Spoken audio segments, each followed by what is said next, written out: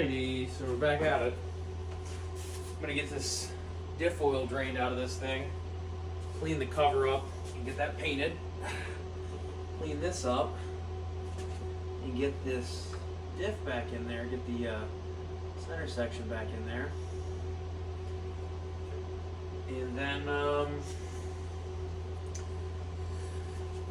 oh geez, I don't know. Paint that and probably put it back together tomorrow. So, get this thing hung back under there. But once we get this done, we'll start working on the exhaust and stuff. I gotta get that exhaust in there and sort of buttoned up.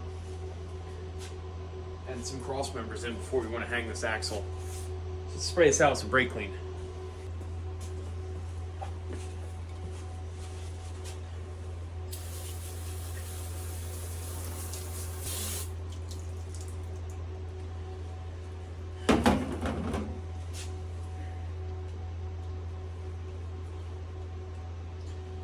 Alright, so I spray it all out with brake clean and parts cleaner. Then I'm going to flip it back, clean this gasket off, because you're going to get junk in there. We'll flip it back, we'll hit it with some more parts cleaner, and a little bit more brake clean. I like to get the oil out of it though, because that oil makes everything a sticky mess, and it's really hard to get all the crap out of it then. So let's clean this gasket material off while it's laying here with the whiz wheel.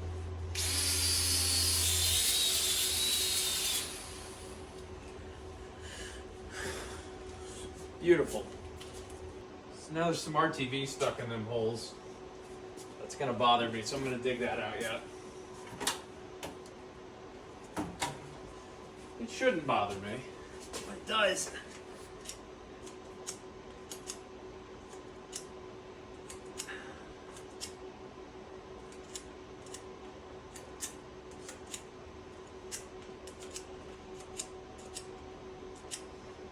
Okay. Perfect. Well, let's take this out, clean it out.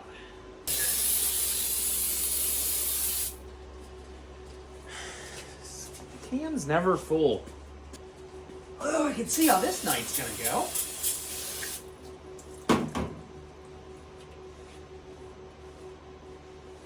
Okay. Beautiful. Let's set this back up. Right like that. Wipe that off.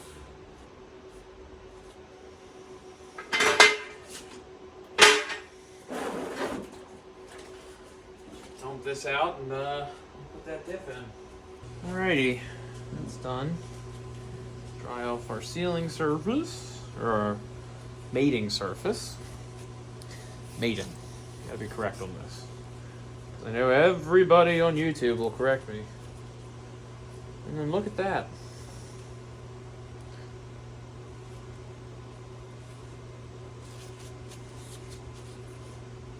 I'm trying to figure out what gear set this is.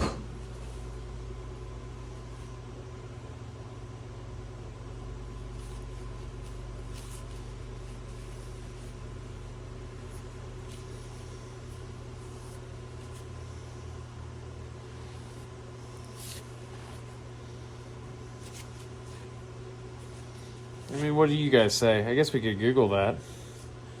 It's produced 10/18 of 06. Dana part number. And a 4110, which is the steel. So what gear range is this? Is it 410? Probably not. I think it's probably 373s maybe. Let's take a break and Google that.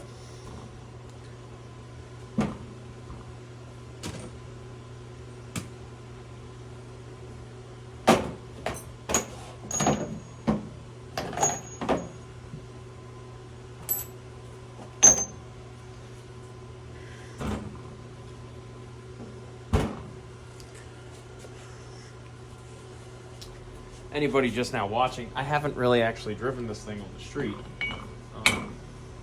I bought it, broken,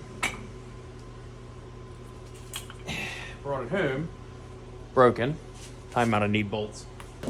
Drove it up and down my driveway with a rod knock. It was a terrible rod knock. And also the rear caliper was locked up, so you couldn't really tell, as for power, what it had.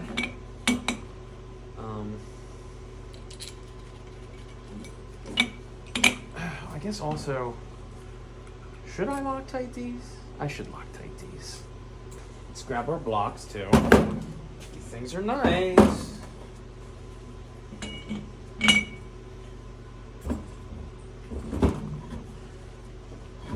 I have tools and I know how to use them. That's right. Use your tools. Even if it's wood blocks to hold your gears. Be smart. Okay. Alright. Let's clean these off. A little brake clean. Put our towel here and dry them off real quick. Perfect. And let's grab a little Loctite now.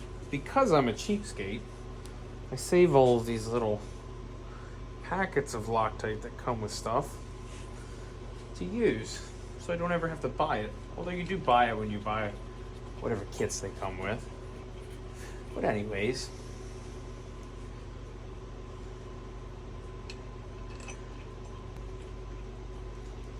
Alrighty.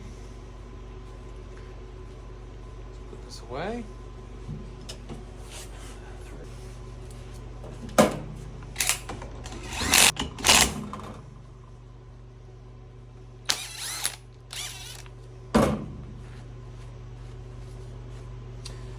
Alright, let's look up some torque specs for this. And then we'll clamp it over there in the vise and torque it. Okay, so look. Dana 30JK.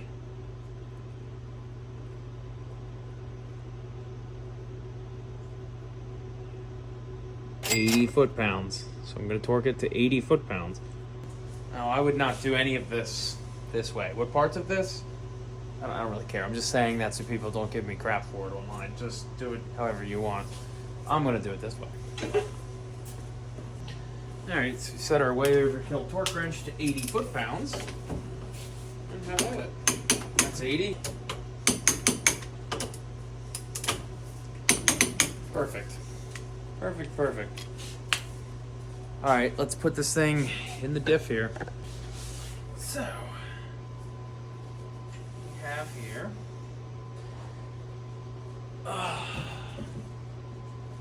These are side shims. We're going to clean these off as we go back in. So they go here. That one right there. Whatever. And one goes on the other side here.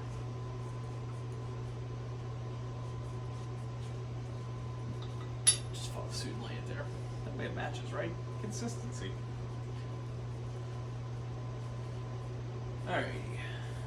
And then we're just gonna sit in like this.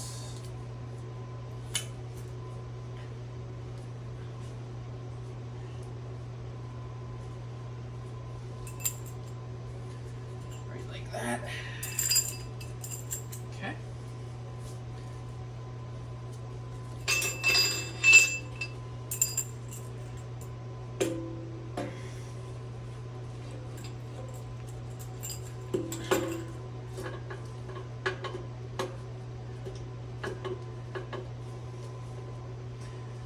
Let's grab a flathead then. We'll get this thing set. So if you're ever setting up a diff, and it sounds like this, it isn't right. Don't leave it like that. I'm in the shop too much by myself, I think. I'm getting bored. Alright, put that spacer in, shim, whatever. Okay. We'll do this side. And you're not really supposed to whack on these things. Just be gentle.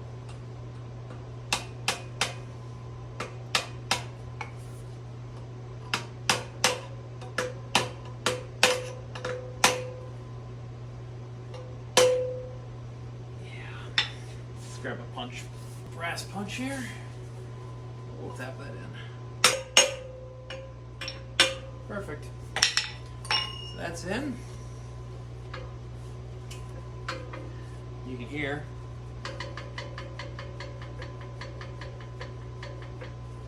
That's really tight backlash.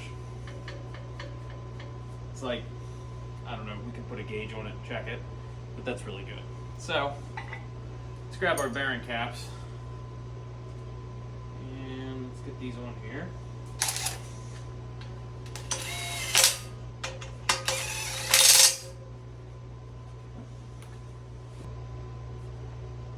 So we have 7 thousandths of play. So let's check our chart. I'm pretty sure that's fine. I think it's between 7 and 10. We are a little bit on the tight side, but we'll check. If that's good, we'll torque it and run a pattern. Oh man, look, I'm good. 6 to 10, so 7's perfect. So we're going 60 foot-pounds on those carrier bolts. All right, let's pull this off here.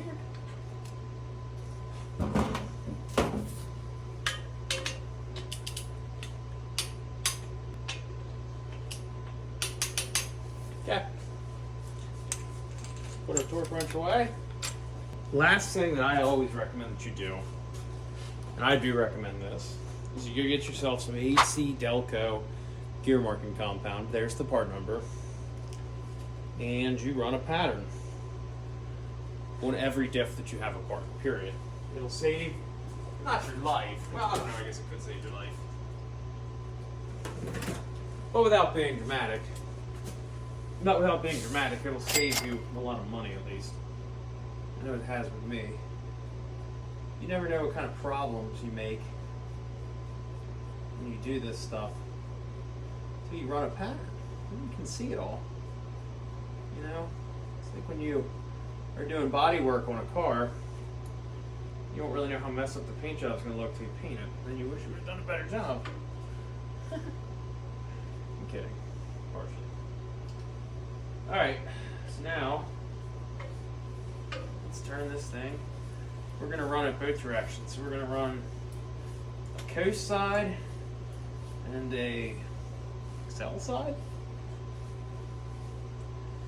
So our pattern, let me grab the camera so you guys can see. Good.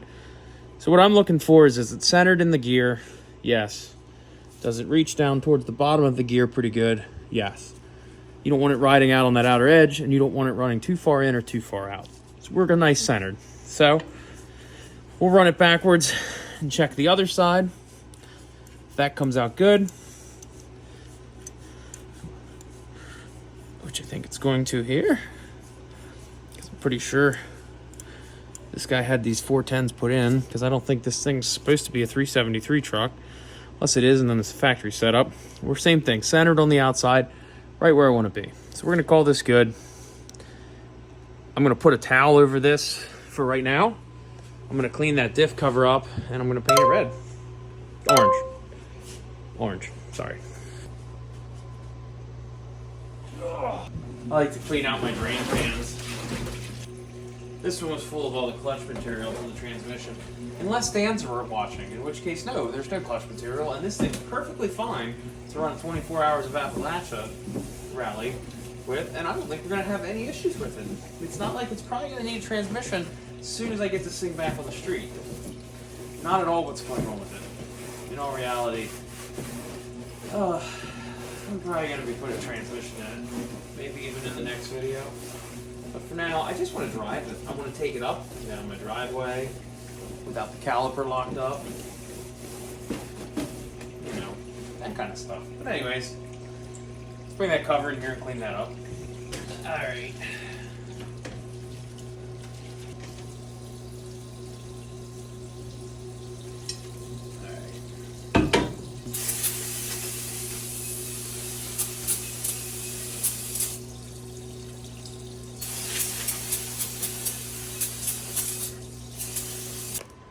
This thing is beefy though. I really want to stress is this front cover is, I mean, it's pretty thick. 3/16. 3/16, that's pretty good.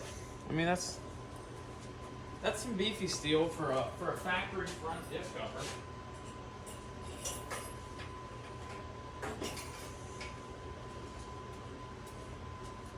That's kind of hard to complain about. I'm going to wipe this off with some acetone yet, just to make sure I got all the grease off, and then we'll paint it. Again, I use the MRO, this is Omaha orange for the control arms, but it's a urethane high solid, or an enamel high solid. It's really nice stuff though. It holds up really well.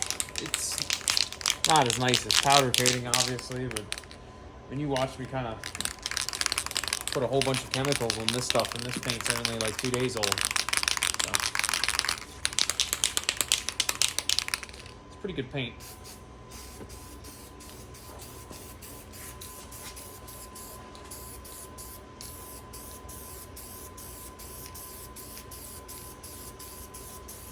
So we'll hit this with like 2 or 3 coats of orange. And then when it's all dry here, in a little bit, we'll put it back on that diff.